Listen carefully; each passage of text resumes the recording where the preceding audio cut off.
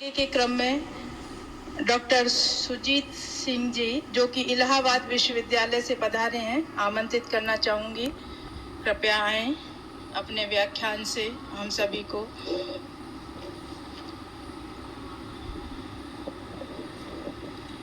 बहुत बहुत धन्यवाद।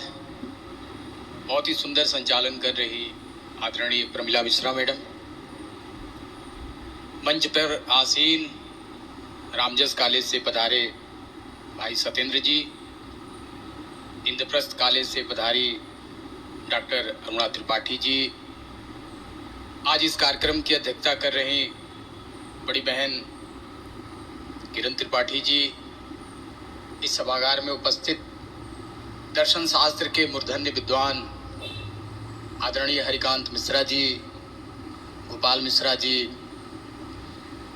मध्य प्रदेश से पधारे ललित जी, प्रिय नितेश, आद्या, सुधीर और इस सभागार में बैठे ढेर सारे हिंदी के साहित्य श्रोतागण, मैं अपने को बहुत ही सौभाग्यशाली महसूस कर पा रहा हूँ कि आज इस पवित्र भूमि में तुलसीदास और राम के विषय में दो शब्द कहने का अवसर मिल रहा है।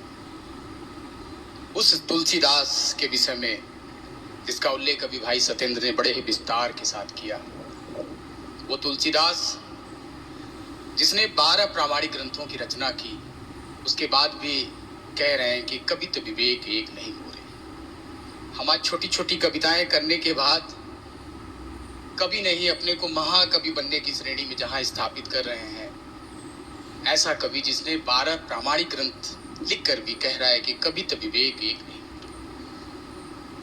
मुझे याद आ रहे हैं रामविलास शर्मा जी, जीवन के अंतिम समय में उनकी बड़ी दिली इच्छा थी कि तुलसीदास के ऊपर एक मुकम्मल किताब लिखना चाहते थे। हालांकि उसके पहले भी उन्होंने तुलसीदास के ऊपर किताब लिखी, भारतीय सौंदर्य बोध और तुलसीदास। पता है मित्रों, इस किताब में उन्होंने विश्व के समक्ष भारतीय सौंदर्य बोध को प्रस्तुत करने के लिए मध्यकाल के प्रतिमान त्रयी का उदाहरण रखते हैं। वो मध्यकाल का प्रतिमान त्रयी क्या है? तो उन्होंने साहित्य के लिए तुलसीदास का चयन किया। ये जो अंतर्राष्ट्रीय सेमिनार हो रहा है, अंतर विषयी सेमिनार है, इसमें साहित्य के साथ साथ संगीत का भी समावेश है। तो रामविलास जी ने साहित्य के लिए तुलसीदास का चयन किया, संगीत के लिए तानसेन का और स्थापत्य के लिए ताजमहल का। और उन्होंने बहुत ही विस्तार से बताया ये जो हमारे प्रतिमान त्रयी है, ये युगांतकारी प्रतिमान है। ऐसे तुलसीदास को हम आज याद कर रहे हैं, उनका स्मरण कर रहे हैं। समस्या क्या है? विषय है गोस्वामी तुलसीदास सांस्कृतिक, साहित्यिक तथा सामाजिक परिप्रेक्ष्य में। मित्रों, हम तुलसीदास को कैसे याद करें या फिर क्यों याद कर रहे हैं? उनकी कविता का मूल्य क्या है? तो मुझे याद आ रहा है पाश्चात्य समीक्षक रिचर्ड्स, अंग्रेजी साहित्य का एक बहुत बड़ा नाम है, दर्शन के आप अध्येता विद्वान हैं। अभी आपने अरस्तु का भी उदाहरण दिया। तो रिचर्ड्स के समय में भी कविता के ऊपर जब टॉमस लव पिकाक ने प्रहार किया,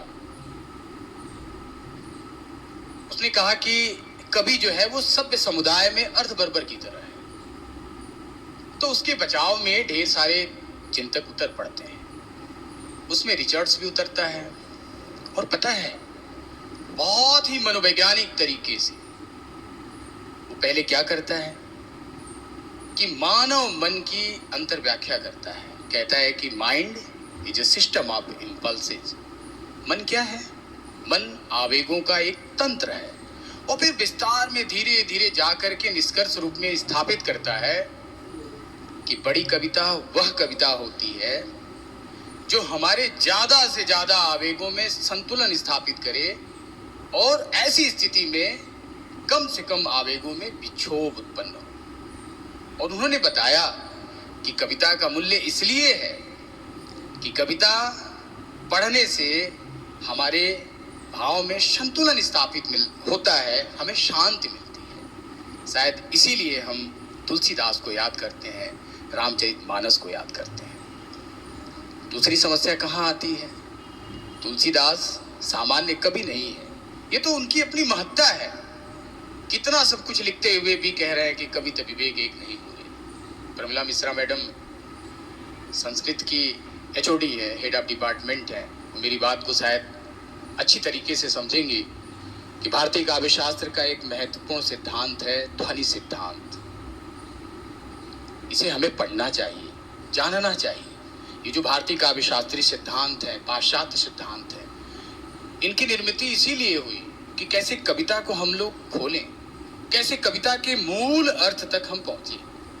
तो ये जो ध्वनि सिद्धांत है, जिसके संस्थापक, जिसके प्रतिष्ठापक आचार्य आनंदवर्धन है, वो ध्वन्यालोक में बहुत ही विस्तार से बताते हैं कि ध्वनि क्या है। तो कहते हैं कि यत्रार्थः शब्दो वा तमर्थमुपसर्जनीकृत स्वार्थो व्यंग्यतः काव्य विशेषः स ध्वनि रीति सुरभि कथितः। अर्थात जब शब्द अपने अर्थ को या अर्थ स्वयं को गौण करके कोई विशेष अर्थ व्यक्त करे तो विद्वान उस विशेष अर्थ को व्यंग्यार्थ या ध्वनि के नाम से जानते हैं। इसी क्रम में आगे बढ़ते हुए वो ध्वनि को प्रतिमान की संज्ञा देते हैं और ध्वनि को एक नए तरीके से स्थापित करते हैं। और क्या कहते हैं प्रतिमान के विषय में कि प्रतीयमानम पुनरन्य दे वस्त्वस्ति वाणीषु महाकवीनाम यत तत्त प्रसिद्ध अवयवातिरिक्तम विभाति लावण्य विवांगनासु। यह ध्वनि क्या है? प्रतिमान अर्थ है, जो रमणियों के प्रसिद्ध अवयवों से भिन्न लावण्य के समान महाकवियों की वाणी में स्थापित होता है। ऐसे तुलसीदास जी महाकवि थे, तो स्वाभाविक सी बात है कि उनकी कविता को हम कैसे